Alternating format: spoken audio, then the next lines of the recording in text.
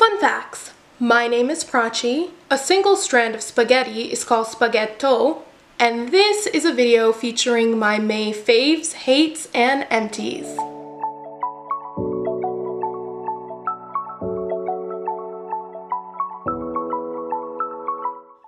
Alrighty, so it's sunset, which means I'm competing with the sun and time in order to film this video, so let's see if I can somehow get through all of this before my lighting gets all the way messed up. As a quick note, I'd just like to mention that I'm going to be moving house over the next 2 months, and we're already in the midst of like packing everything up. How this is going to be affecting my videos is that, as you may have noticed, I've been switching up locations recently, and I'm not filming in my classic spot on my kitchen bar stool with that beautiful painting in the back, and that's because those kitchen bar stools are gone. Eventually, even the chair and dining table that I'm filming this on will be gone, so you'll notice me in kind of like unfamiliar places as I shoot around the house. That little announcement aside, we're on a time crunch while I beat the setting sun, so let's get it.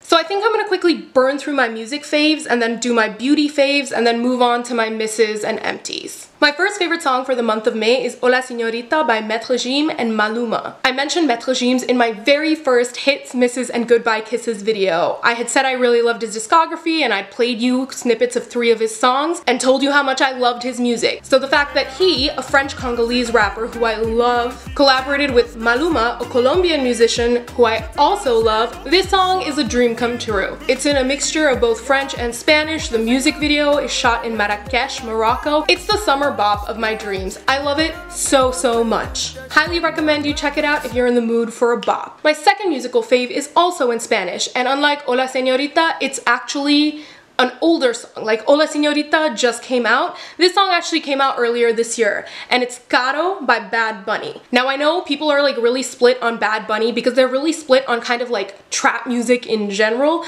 but I'm here to say that like Bad Bunny does trap music right. Like that combo Boricua reggaeton trap, that's Bad Bunny's wheelhouse. Like, he's the pro at it. And one of the reasons why I love the song Caro is because the sound of the song goes off, but the lyrics of that song are chef's kiss. One of my favorite parts of the song is this little interlude where he's like, ¿Qué carajo te importa a ti?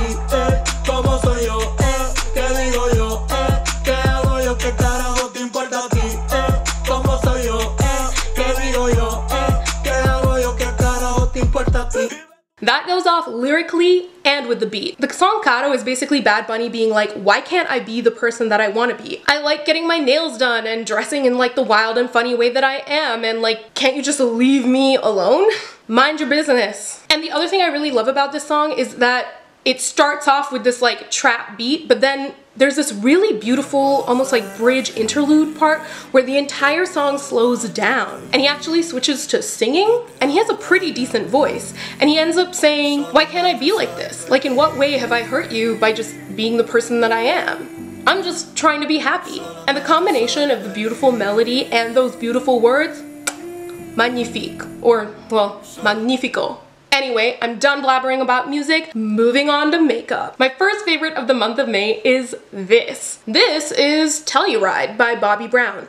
It's what's currently on my lips. It's also what I was wearing in the video where I talked about James Charles, and it's also a product that you might remember me talking about in my anti-haul, where I tried to talk myself out of things that I really, really wanted to buy. In that video, I called this the great lipstick love of my life, lamented about how I was unable to have it, and then just kind of shrugged and sadly moved on with my life. Well, at the end of April / the start of May, I went to Minnesota to visit my aunt and uncle, and one of the things that I did with my aunt while I was there was help her out with her makeup. Like most Desi women of my aunt's generation, my aunt wears kajal, or black pencil eyeliner, on her lower lash line. And that's really it. If it's a fancy occasion, she'll throw on a lipstick, but all of her lipsticks belong to the family of brown lipsticks. She wanted me to help her pick out some foundations, eyeshadows, and more fun lipstick colors so that she could experiment a little bit with makeup. And so I did that. We talked about her comfort zone, I gave her some of my eyeshadows, we went to the mall, and I had her try out a bunch of lipsticks. And one of the lipsticks that I had her try out was this one, Telluride by Bobbi Brown, because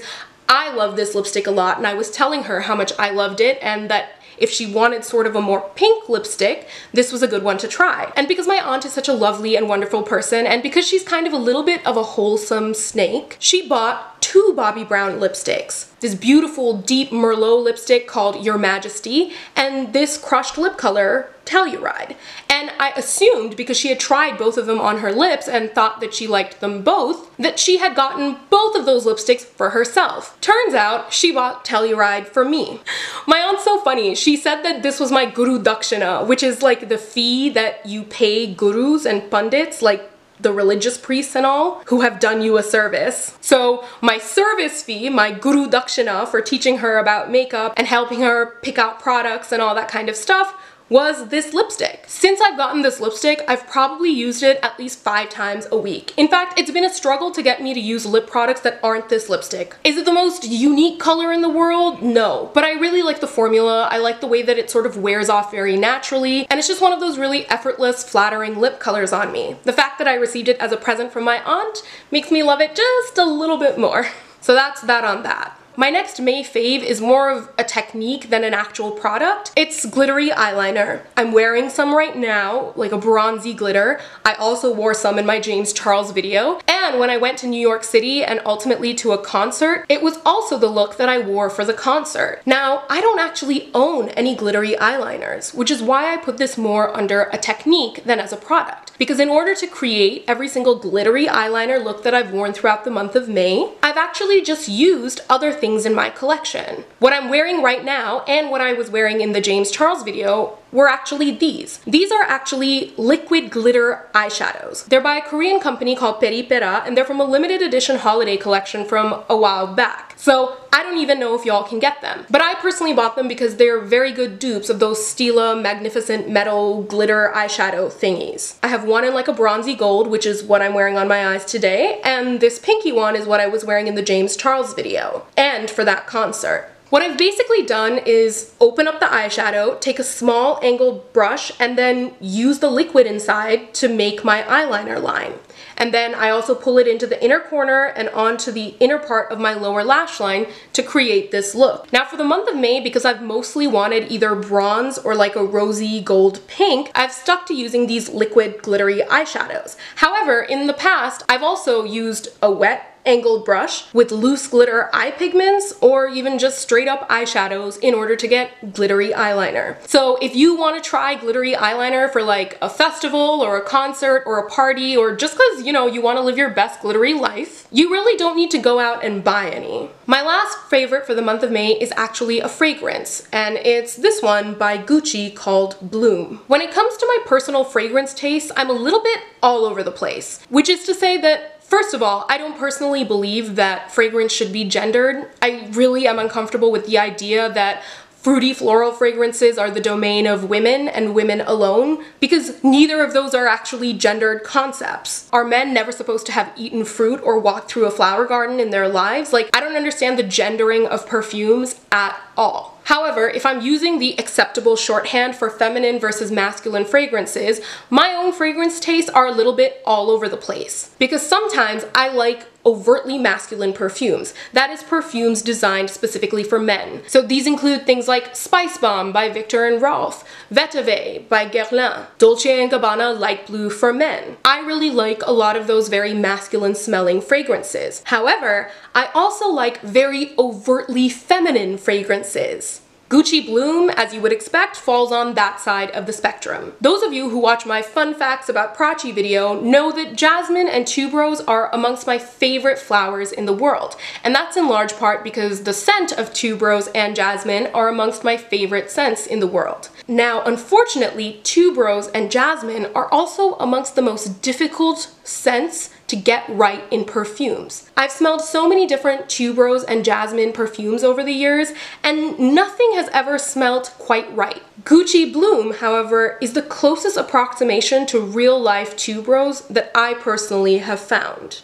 Now, tuberose is a very powerful and indolic scent. Like jasmine, it's a very polarizing scent. Some people love it, some people hate it. I personally love it, but I will admit that this is not a perfume that I would wear in the dead of summer. The month of May, however, where it's been almost rainy and a little bit cool, it's the perfect season for it. It's not too overwhelming or cloying or sweet the way that it could become in the summer, but it also doesn't feel like it's been lost in the ether or like it's really out of place, the way that something this beautifully floral would be if I wore it in the depths of winter. I've been wearing this almost every single day in the month of May, and especially on those rainy spring days, it truly does smell like I'm walking through a garden of tuberose in the evening right after it's been raining. I don't really know what the other notes in Gucci Bloom are. Quite frankly, I don't really care. I just knew the moment I smelled it that I had to have it because this achieves the impossible. It gets tuberose and jasmine right. Your mileage may totally vary though, so don't ever take my word or anyone else's word for that matter on fragrance. Try to test things out on yourself and your own body chemistry. Moving on to the misses. I have one beauty miss and one just overall miss. The beauty miss is this. This is the Wet n Wild Photofocus foundation. The color that I have is golden beige, medium warm. It's a little bit too light for my skin to be put all over my face, particularly because my forehead and chin are darker than the rest of my face. But when I use it only kind of in the under eye area and I properly bronze and blush, the color isn't really a problem. The problem that I have with this is the formula. The first time I bought and used this, it was the winter. That's also why the color is pretty light for me and doesn't quite work now. And in the winter, when my skin is more on the dry side, this is quite possibly the worst foundation in the world. Every possible dryness, flakiness, texture, anything that you have on your skin, this will amplify sevenfold. After the first time that I wore this foundation, keeping in mind that I have like layers and layers of skincare before I ever get to foundation, I remember looking in the mirror like 30 minutes after I applied and thinking, wow, I looked better when I had nothing on my face than with this stupid thing on. Oh, by the way, this also has a really obnoxious paint smell. However, for me at least, that dissipates after I put it on my face, so it's not like a deal breaker for me. It was just too matte. It was too full coverage, it was too dry, and it just emphasized all of my texture and flakes. It struck me in the months since I've got this that most of the YouTubers who I know who seem to like love and rave about this foundation are YouTubers who tend to have oily combo skin or who tend to use like really intense primers. And so keeping that in mind, with a lot of time, a lot of effort, and a lot of energy, I can make this foundation work. If I do a really robust skincare routine, if I use a pore filling, blurring primer, and if I use a sponge and not a brush, I can get this to look acceptable. And it still doesn't give me the best makeup day in the world. Like, I don't wear this outside the house. However, funnily enough, on camera, it usually looks fine. So when I come on camera, this is usually what I'm wearing. And on days when I'm just like sitting at home trying to get work done, and I just want to do my makeup in order to get into like the headspace of studying, this is what I wear. Because I gotta use this up somehow. Unless you have very oily skin and you have zero textural problems, you don't have acne, you don't have like raised or pit scarring, then maybe this would be a great product for you. For me, however, especially in the month of May, because I was coming right off of exams and my skin was at its absolute worst, I completely neglected to take care of my skin during April. I wasn't chemically exfoliating it properly, and on top of that, I was getting very little sleep, which meant that my skin texture overall was just rough, and I had a bunch of acne. And this was a disaster trying to cover any of that. Even all of my tips and tricks didn't make this look acceptable in person. So to quote Randy Jackson, that's a no from me, dog. The broader overall miss for the month of May, and I think everyone can see what that is, was all of the goddamn drama. James Charles, Jeffree Star, Gabriel Zamora, Tati, like, I don't want to hear about any of these people ever again. Actually, I wouldn't necessarily mind hearing about Tati because I think after all of the videos that I watched, to me, like, she's probably the least messy of everybody. She's definitely not blameless, and I think it's really messed up and immature that when somebody's trying desperately to reach out to you that you just like ghost them and don't give a response. Like, what are you, like 12?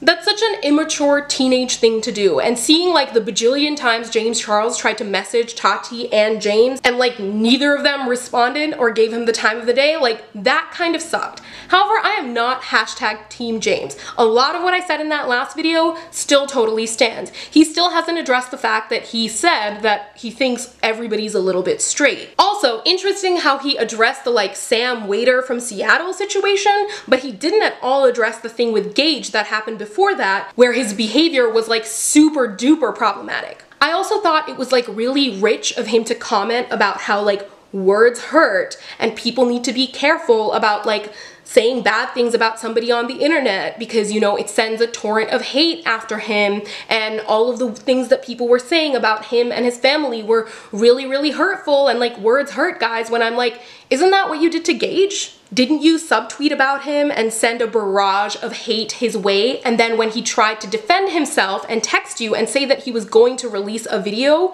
you sent him a whole bunch of really, really aggressive texts telling him that he didn't have the right to release a video with his side of the story defending himself, and telling him that he should just shut up, sit down, and eat his food, basically. I think it's really rich that like not even a few weeks ago, James Charles was telling Gage that if he's getting harassed on the internet by James Charles stans, he should just suck it up, and that he definitely shouldn't make a video discussing the issue, and that he should just let it all blow over. And that in fact, he should be a big boy and not let like what everyone's saying on the internet get to him. But then when this whole scandal with James Charles happened, he made not one, but 2 videos defending himself. Let's also not forget that earlier this year, James Charles was responsible for sending a massive amount of hate to like a 13-year-old boy called Ruben. Do you all remember when that happened? Because I do. How come words didn't hurt back then, according to James Charles? How come it only hurts now that he's the target? I just found that like whole little segment at the end that James Charles said to be a little rich coming from James Charles, considering his past behavior. And I really, really hope that moving forward, he remembers what he said towards the end of that video. Also, as a beauty YouTuber, his credibility is totally shot because he admitted outright that he signed the agreement to do the sponsorship on Saturday and then dropped the story on a Monday. So he had, what, like 2 days to try the product? And that's if he even tried them while he was at Coachella, which who knows if he did. That very first segment of the video, the whole thing with Sugar Bear hair, like he showed himself to be untrustworthy and a liar. He revealed himself to be a person who just like agreed to do a sponsorship without ever having tested or tried a product. So as far as I'm concerned, like his words mean dust to me. I'm very, very glad he's getting help. I'm very, very glad that Jeffree Star said that apparently he's no longer going to involve himself in the drama. Let's hope that lasts. I'm really glad Tati's like taking a break and is only releasing her pre-filmed videos. Gabriel Zamora, I don't even know. I don't even care. I've never watched a video of his in my life. I'm tired of all these people. I'm tired. लेकिन इन लोगों को भी थोड़ी सी grace होनी चाहिए, थोड़ी सी ethics होनी चाहिए, थोड़ी सी शर्म होनी चाहिए, थोड़ी सी हया होनी चाहिए. In fact, there's a book that I'm reading called Digital Minimalism by Cal Newport, and I think I'll talk about it at some point in a Get Ready With Me later this month. And there was something that he said in the intro of that book that I just really want to bring up here because I found it applied super well to Dramageddon. Online discussion seems to accelerate people's shift towards emotionally charged and draining extremes. The techno-philosopher Jerome Lanier convincingly argues that the primacy of anger and outrage online is, in some sense, an unavoidable feature of the medium. In an open marketplace for attention, darker emotions attract more eyeballs than positive and constructive thoughts. For heavy internet users, repeated interaction with this darkness can become a source of draining negativity, a steep price that many don't even realize they're paying to support their compulsive connectivity. I have never found that to be more true than with Dramageddon 2.0, because at the end of all of this, when the dust has all settled, 3 of the biggest beauty YouTubers on this platform are Jeffree Star, James Charles, and Tati. And every single one of them got there because they were involved in drama, in negativity, in something outrageous. It just proves the tech philosopher Jerome Lanier's hypothesis. Online culture caters to drama. It caters to outrage. It caters to negativity. And I, for one, am kind of just tired and done. I feel drained. It was draining to log onto YouTube every single day to see some like weird twisted part of this drama further unfold. It sapped like mental energy that I could have been putting into so many other places in my life. And so I just kind of really wanted a space here to vent about that. I'm here for the beauty and I'm here for the community, specifically the community that's like thoughtful and positive and comes up with incredible, beautiful, great ideas, like in my last video about the KonMari method, where everyone had so much amazing advice and such incredible ways of framing the issue for me that I really hadn't thought of at all. That sense of community, camaraderie, joy about makeup and beauty and all of these other beautiful things on this platform, that's what I'm here for, and everything else can just go to hell, as far as I'm concerned. Like, not to be crass and political, but May has honestly drained me of fucks to give about rich white beauty guru drama. Like, these are literally just like white millionaires stirring up shit for fun, and I'm over it. So let's move on to my empties. Oh man, I am losing daylight fast. Let's get it. First up, I have these two sheet masks. If you'd like to know more about my view on sheet masks and face masks and what I'm looking for, etc., I'm gonna link in the cards my last empties video where I kind of went into that. I actually talked about this Faceshop Mascream Intense sheet mask in the last video. I think the last time it was like blue and it was Radiance, and this one is red and it's Revitalizing. What's important to know about these Mascream sheet masks is that the thing inside isn't a serum. It's actually a cream. Like, it's opaque, it looks like a moisturizer, and so these masks are actually best used at the end of your skincare routine where you would normally put on a moisturizer. It did what I wanted every single sheet mask to do, and that's really all I have to say about it. This second mask is also from the Faceshop. It is their Real Nature Honey Mask. This is the more traditional, like, serum-y face mask. It has that, like, cotton sheet. I used it, like, midway through my skincare routine where I usually would use a serum. It was fine. I felt relaxed when I used it, which is my main function for using a lot of sheet masks. I will say that both of these sheet masks, and in fact, most sheet masks that I have ever used in my life, don't properly fit my face because I suffer from a condition that I like to call emoji face. That is to say, my face is almost perfectly round. It's really wide and it's kind of short, which means that when I put the average sheet mask on there, they don't seem to fit very well. But like, the number of sheet masks that actually properly fit my very round face are minuscule, so I often don't knock points off for things not perfectly fitting me. I only knock points off if it's like really bad in terms of the fit. Neither of these two are particularly bad. The next empty I have is just this tiny little foil packet. It's the Embryolisse Creme Fluide, which is just a multi-function nourishing moisturizer. I busted this out during one of my many trips during the month of May. It was a fine lotion. There is like a scent to it, but it doesn't particularly smell like anything. It just smells like classy lotion or whatever. Like an Estee Lauder counter or something like that. I don't know if y'all know what I mean or if I'm just incoherent.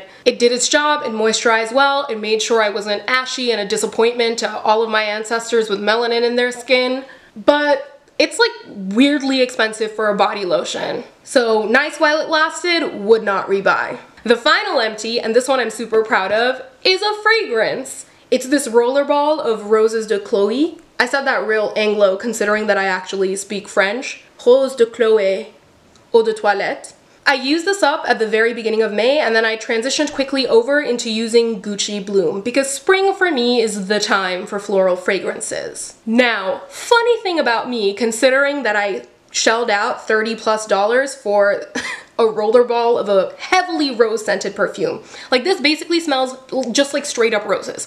There's nothing else there. It's just roses. So keeping that in mind, I want y'all to know that I'm actually not the biggest fan of the scent of roses.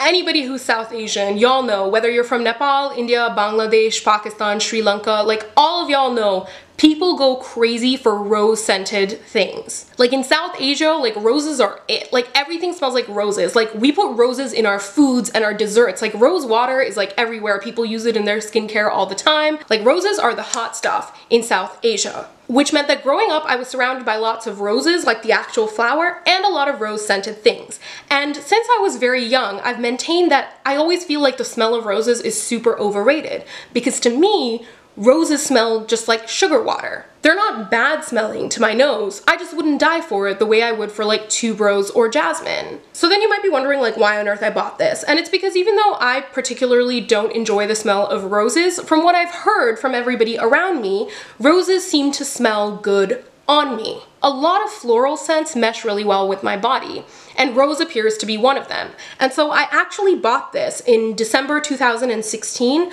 right before I was slated to go to India for a wedding. And given the fact that I was gonna be like hugging a lot of people and embracing them, and that just generally because it's a wedding, I'm gonna be in close proximity to everybody under a lot of lights, feeling overheated, I wanted to make sure I got a fragrance which people would think smelled good.